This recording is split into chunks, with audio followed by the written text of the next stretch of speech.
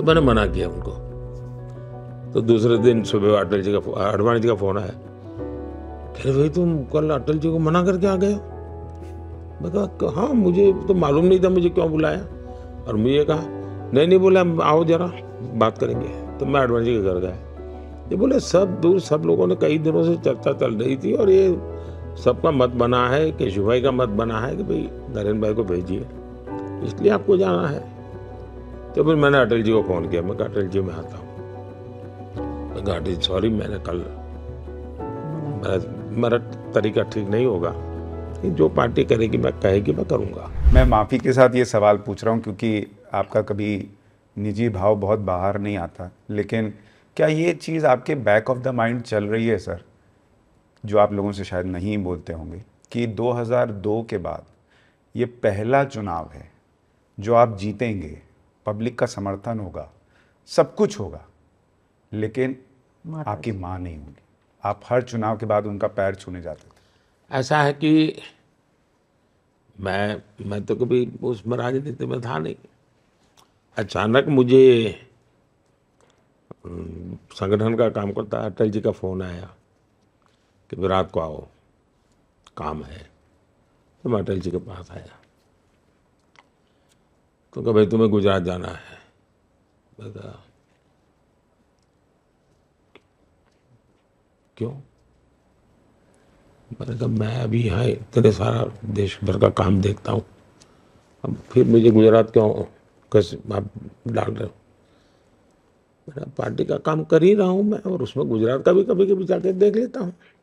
नहीं नहीं, अब बहुत हो गया संगठन, अब तुमको सरकार संभालनी पड़ेगी। मैं कहा अटल मैंने तो कभी सरकार चलाई नहीं, मैं जानता नहीं किसी को, मैं कभी पुलिस थाना नहीं देखा, मैं क्या करूँगा। तो मैंने मना किया उनको।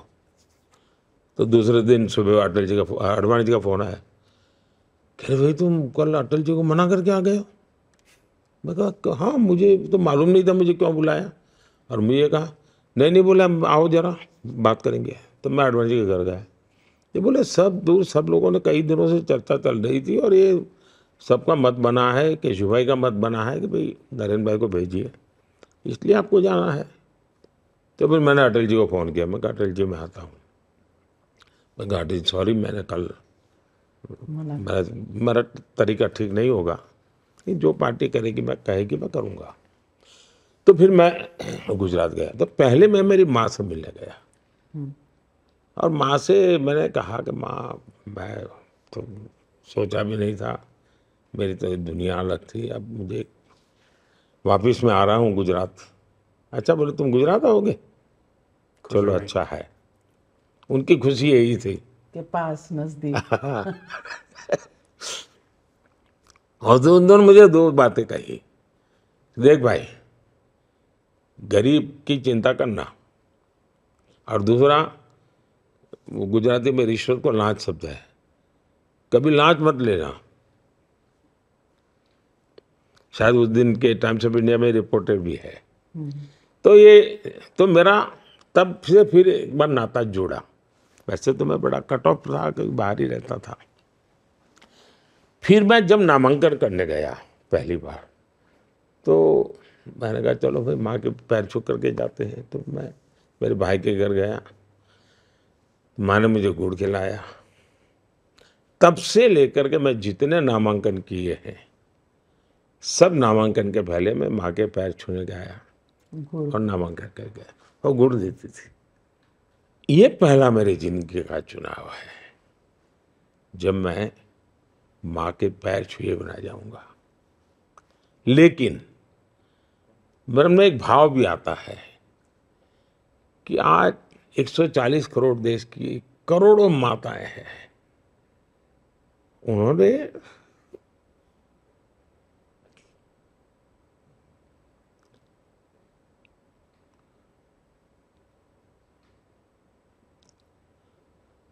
जिस प्रकार से मुझे प्यार दिया है, आशीर्वाद दी है,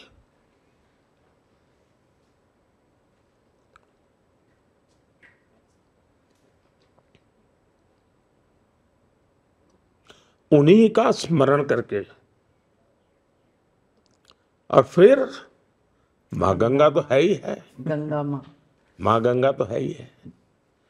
तो कमी तो है, पर देख रहा हूं कि करोड़ों माताएं शायद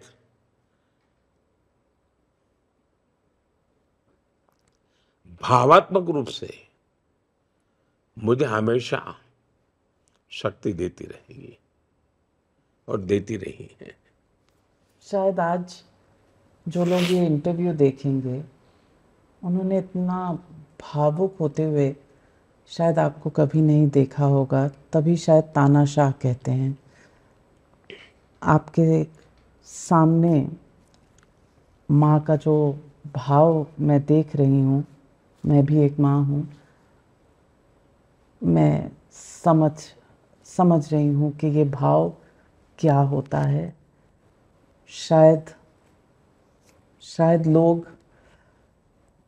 ये भाव पहली बार देखेंगे क्योंकि आप थोड़े नहीं, मजाक टफ उड़ाते हैं जी। पॉलिटिशियन आप लगते। हमारा मेरा ही वीकनेस कहो, वीकनेस कहो, जो भी है, मैं गरीब की बात हो, दुखियारों की बात हो तो मैं इमोशनल हो जाता हूँ। अब ये मेरी वीकनेस भी है। एक सार्वजनिक जीवन में ऐसा नहीं होना चाहिए, लेकिन अब मैं आर्टिफिशियल जिंदगी जी नहीं सकता हूँ।